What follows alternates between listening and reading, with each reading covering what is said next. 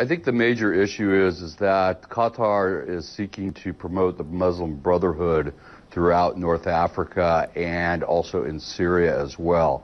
And this is making a lot of Qatar's neighbors nervous. And in that sense, they want Doha to slow down the political aspect of Qatari foreign policy in this regard.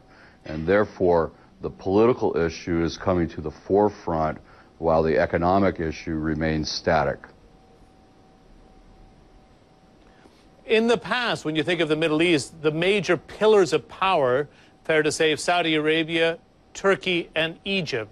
How does Qatar rock that boat or shake the foundations of that trio of power that we've seen traditionally in the Middle East?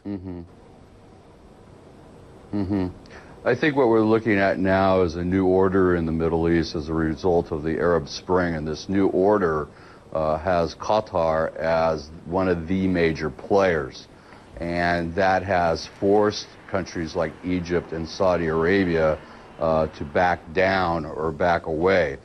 Turkey has tried to take the mantle, but unfortunately has unable to spread its message of neo-Ottomanism throughout the rest of the region due to the volatile nature and the changing politics going on within the Levant itself.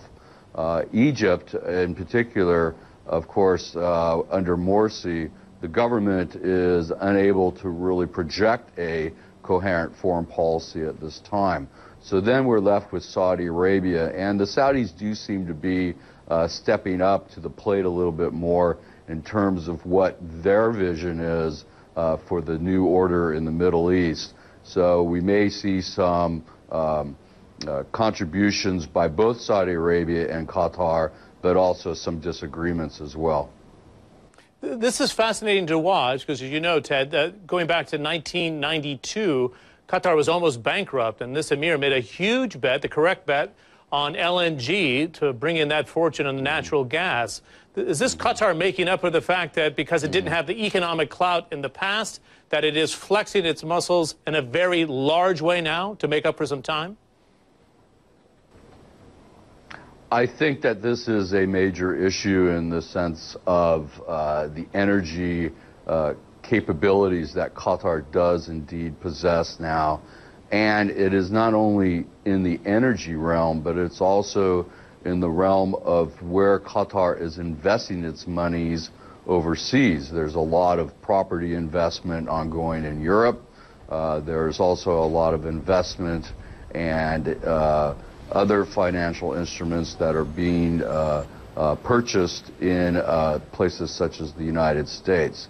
And besides Europe and the United States, this is also true for the Far East. And from the Qatari point of view, this is their guarantee that their successes since the export of LNG began, that world powers will come to save them if they ever are threatened by any outside power.